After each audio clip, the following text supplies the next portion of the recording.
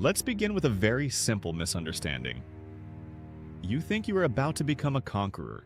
History will certainly call you that later. Paintings will show you in armor. Books will place you beside fallen empires. People will argue whether you are a monster, a genius, or both. But right now, nobody has ordered you to conquer anything. You wake up in a poor, noble family, which is a very funny kind of poverty. Your family has a title, some pride, old blood, and roughly the financial stability of a broken chair.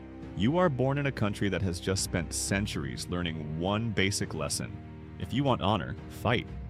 If you want glory, fight. If you want God to be pleased, fight someone who believes differently.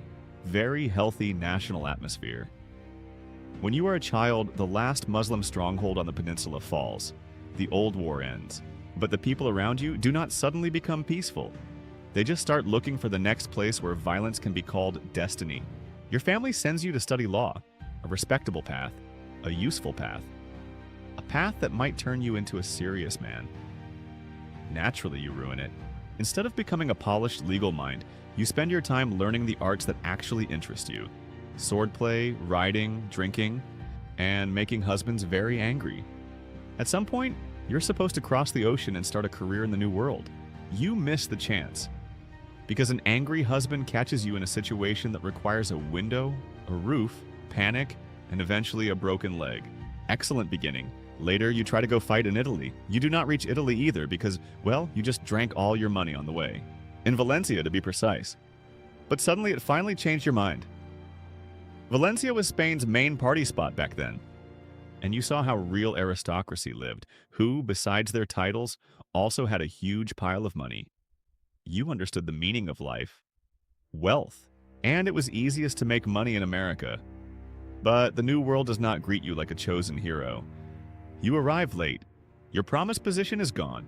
Nobody has been waiting for you with flowers and trumpets. So you become a notary, yes.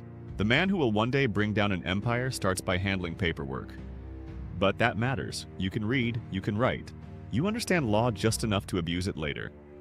In the New World, that is practically a superpower. Then comes Cuba.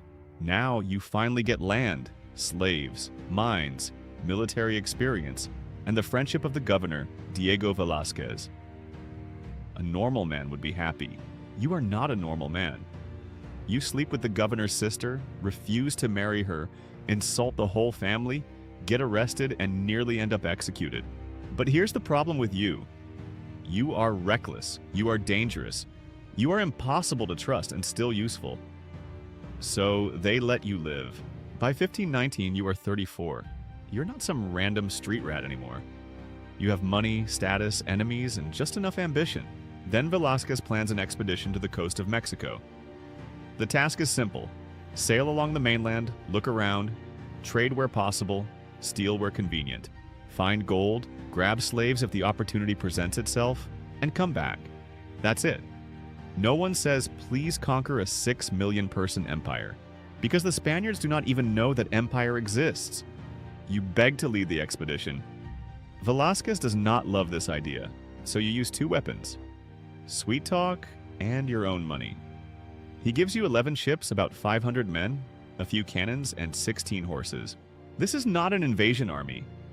This is an armed business trip with delusions of grandeur. At first, you even act diplomatic. Poor villages are not worth burning. They are better alive. They can provide food, guides, information, and maybe someone who knows where the rich people live. Very humane, very practical. Then your fleet reaches the lands of Tabasco, and this is where the classic conquistador mode finally turns on. Why? Because Tabasco has gold. Gold has a magical effect on Spanish diplomacy. It makes it disappear. You attack. The numbers are absurd. A few hundred Spaniards against thousands of local warriors. Normally, this is where the expedition should end. But you have two overpowered units, cannons and horses. The cannons are loud, the steel armor is a problem. But the horses? The horses are psychological warfare on 4 legs. There are only 16 of them. 16! Not cavalry, a terrifying free sample. But in America, people have never seen horses before. So armored men charging on giant animals do not look like soldiers. They look like the game suddenly spawned centaurs. You win. You take gold, captives, and something much more important: information. A young local woman named Malinche enters your story. She knows languages, she knows the region, she understands worlds you do not. Then another miracle appears: a shipwrecked Spaniard, Geronimo de Aguilar, who has lived among local people for years and learned their language. Between Malinche and Aguilar, you finally hear it. Somewhere to the west, there is a huge, rich country. A country you were not sent to find. A country your governor does not know how to control. A country that might make you richer than any law degree ever could. A careful man would return to Cuba. A loyal man would report to his governor. You look west and think, what if I just keep going? Next time, you discover what kind of empire is waiting there. And trust me, it is much stranger than just people with gold.